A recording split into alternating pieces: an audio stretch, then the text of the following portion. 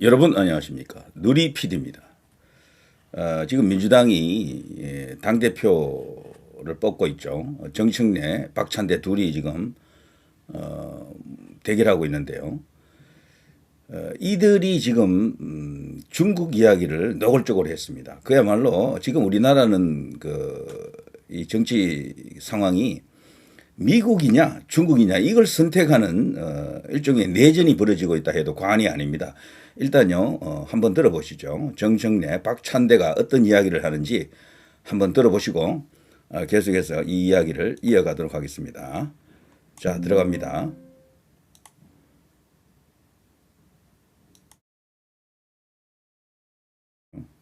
정치적인 동맹, 경제적인 관계는 중국을 통해서 중국 사람들이 매우 중요하게 생각하는 전승절에는 가야 된다고 생각하고.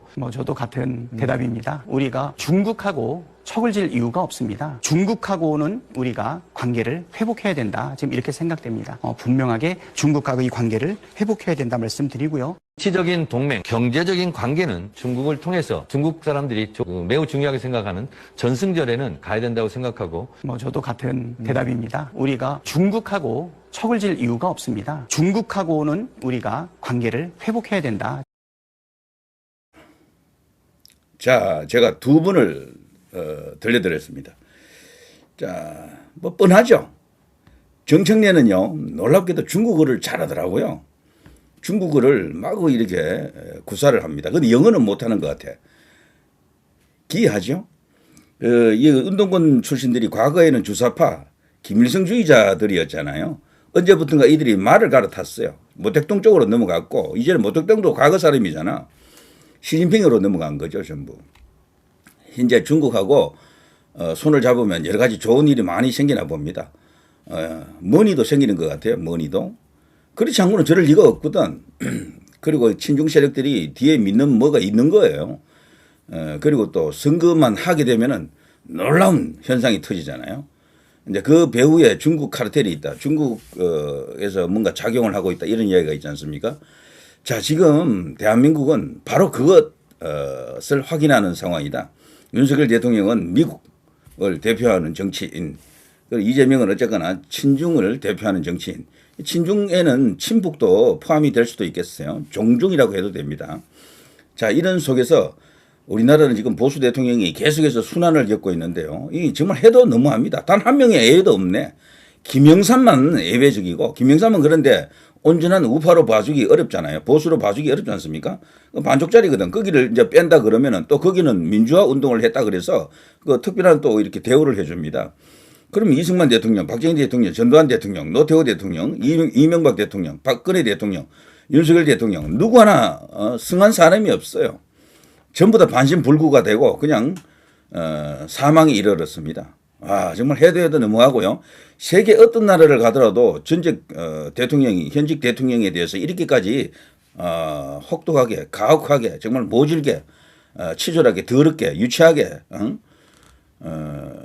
뭐 이런 식으로 대접해주는 나라가 애우해주는 나라가 그 어디에도 없습니다.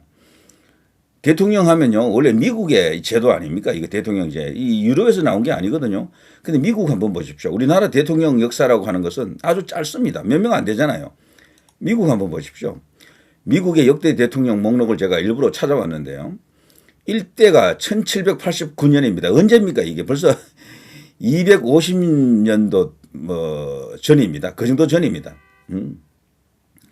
그렇죠? 약 한 250년 전쯤이 되는데 까마득한 과거부터 시작된 대통령의 역사를 갖고 있는데 지금 여기 등장하는 사람이 약 한 60명 가까이 되죠. 예.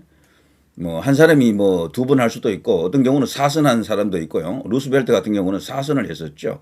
자, 이런 대통령 중에 우리나라처럼 말이죠. 구속이 됐거나 감옥에 갔거나 탄핵당한 사람이 있느냐? 한 명도 없습니다. 단 한 명도 없어요. 누굽니까? 워터게이트 사건으로 닉슨이 탄핵 일보 전에 사임을 하면서 그게 탄핵이 이루어지지 않았죠. 그런 케이스가 한 번 있고, 그리고 또 이 현직 대통령, 트럼프 대통령이 기소를 당해가지고 이런저런 법정 신세를 칠 뻔했는데, 현직 대통령으로서 이제 이 재판을 모두 이제 중지시켜 놨죠. 미국 연방 대법원에서 그런 결정을 했습니다. 그 밖에 여기 이제 불미스러운 뭐 일로 인해 가지고 감옥살이 한 사람이 아무도 없습니다. 이거는요, 미국 대통령이 그 정도로 고매하고 뭐 아주 양심적이고 도덕적이고 정의로운 사람들만 있었느냐, 그건 아니에요. 분명히 문제되는 사람들도 이 가운데는 여럿 있을 수가 있거든. 그런데도 문제 삼지 않는 거예요. 법의 이름으로 마구 이렇게 칼질을 안 한다니까요. 면책특권, 현직 대통령에게 면책특권이, 엄청난 면책특권이 있잖아요. 퇴임 후에도 그걸 그대로 적용해 준다라고 봐야 되죠. 우리나라처럼 그렇게 야만인처럼 저렇게 하지 않습니다. 이거는 세계에 대한민국이 이런 나라다라는 것을 개 쪽파는, 개 창피 뜨는 일입니다. 국격을 그냥 떨어뜨리는 일이다. 그런데 이게 말이죠, 양쪽을 골고루 하는 것도 아니고 한쪽에 대해서만 자꾸 이런 일이 일어나고 있는데, 저는 이게 순수하게 국내적 이유만은 아니라고 봅니다. 그 뒤에 배경에 대한민국의 이 보수, 우파, 애국, 자유 이쪽 진영을 말살해야 되는 어떤 그런 세력이 있는 거예요. 그거는 뭐 북한이라든가 중국 아니고는 설명할 수가 없다. 실질적으로는 북한이 되겠죠. 이런 경우에는 중국보다도. 왜냐하면 국민의힘도 말이죠, 중국하고 관계가 좋았던 때가 있었거든. 사실은 거기 당교하고 먼저 이게 자매를 결연을 맺었던 것은 국민의힘의 전신인 과거 민자당 시절입니까? 자유한국당 아니 신한국당 시절입니까? 그 당시에 중국의 공산당하고 이렇게 먼저 자매 결연을 맺었던 것은 이쪽 보수당이었다니까요. 그런데 그게 언제부턴가 박근혜 대통령 탄핵을 계기로 완전히 새가 뒤집어졌죠. 박근혜 대통령이 왜 탄핵당했습니까? 뭐 여러 가지 이유가 있는데 사드가 컸던 것 같아요. 사드 배치가 컸다라고 생각하고, 사드 배치 전에는 박 대통령이 중국 전성절에까지 갔지 않습니까? 그 정도로 중국하고 어떻게 좀 이렇게 잘 지내가지고 뭔가 큰 어떤 정치적 어떤 결정을 얻어내려고 했죠. 그것이 바로 북한의 핵을 이게 이제 해결하기 위해서 시진핑을 좀 움직여 보려고 그랬죠. 시진핑을. 중국을 잘 활용해 보려고 했는데 그게 잘 안 됐습니다. 그래서 결국 박근혜 대통령이 좀 참담한 그런 상황에 이르렀죠. 자, 지금 대한민국 중국이냐 미국이냐를 지금 묻고 있습니다. 국민들은 압도적으로 미국이고 중국은 대한 자체도 아니야. 그런데 국민들은 빼고 여의도 제도권 정치 기준으로는요, 중국이 오히려 세력이 더 클 수가 있어요. 국민의힘 안에도 친중들이 있거든. 저는 제도권 여의도 기준으로는 친중이 한 60%좀 될 것으로 봅니다. 친미가 한 40% 좀 되지 않겠나. 민주당에도 친미가 일부 있어요. 그렇지만 지금 대세는 국민들과는 반대로 가는 거지. 국민들은 한 80%가 친미고요. 친중하자는 사람은 별로 없습니다. 한 10% 정도밖에 안 돼. 그런데도 우리 정치권은 안 그래요. 그리고 놀랍게도 주류 언론도요, 제가 볼 때는 친중이 가깝습니다. 친중이 더 세력이 크다, 더 우세하다라고 봅니다. 그것도 한 6대4쯤 되지 않겠습니까? 어쩌면 7대3일 수도 있어요. 주요 언론들 중에 중국 돈 안 먹은 깨끗한 그런 언론이 과연 얼마나 될는지 이런 의심도 들고, 아무튼 지금 나라가 중국이냐 미국이냐를 묻고 있다라고 해도 과언이 아니겠죠. 하단에 제가 여러 사진을 이제 배치를 했는데, 자, 윤 어게인 트럼프 대통령의 빅픽처 큰 거 한 방, 마가의 큰 어떤 핵폭탄이 한번 떨어져야 됩니다. 여기 정치적 핵폭탄이 되겠죠. 이재명이 지금 다른 사람은 몰라도 트럼프 앞에서는 그냥 고양이 옆에 쥐가 틀림없어요. 꼼짝 못하는데 얼굴도 한번 들이대지 못하는 상황이죠. 자, 이게 말이죠. 너무 시간을 오래 끌면 안 되겠죠. 네타냐후를 구했듯이 대한민국을 구할 수 있을까? 이스라엘도 사실은 네타냐후도 재판을 받고 있었는데 트럼프 대통령이 결단이 이어가지고 그 재판이 중지됐다 그러더라고요. 트럼프 대통령이 노골적으로 이스라엘 법정에다가 요구했습니다. 네타냐후는 큰일 날 사람입니다. 그리고 그 연장선에서 이란하고 전쟁도 했고요. 당장 재판 중지하라고. 그런 재판은 정치적인 어떤 그런 모략이다, 이런 어떤 뉘앙스로 발언을 했었죠. 아니나 다를까 이스라엘 법정에서 트럼프 대통령이 그 말이 있고 나서 얼마 후에 재판을 전부 중지시키더라고요. 그런 게 좀 더 일찍 한국에도 왔더라면 윤석열 대통령 탄핵도 중지되고 뭐 여러 가지 어떤 좋은 조건이 만들어지지 않았을까 싶기도 하지만, 그런데 우리나라는 또 이스라엘하고는 또 다르죠. 여기는 더 지독한 어떤 카르텔이 있는 것 같습니다. 이스라엘은 그래도 순수한 순도 높은 그런 어떤 국민들이 많죠. 거기는 그래도. 거기도 그러나 과거의 그 이스라엘이 아닙니다. 선거를 계속 하다 보니까 여야가 생겨가지고 좌우가 생겨가지고 거기도 좌파가 있어요. 이스라엘이도 우파가 있고 서로 대립하다 보니까 반반 쪼개지는 겁니다. 반쪽 반쪽이 되는 거라고. 그래서 민주주의 이거 선거제도가 반드시 인류가 만든 최고의 제도는 아닙니다. 결과적으로 나라를 쪼개고 있다니까요. 모든 나라가 민주주의 역사가 그리 길지 않거든요. 뭐 100년, 200년밖에 안 돼요. 대부분의 선진국도 전부 쪼개져 있어요. 전부. 반반.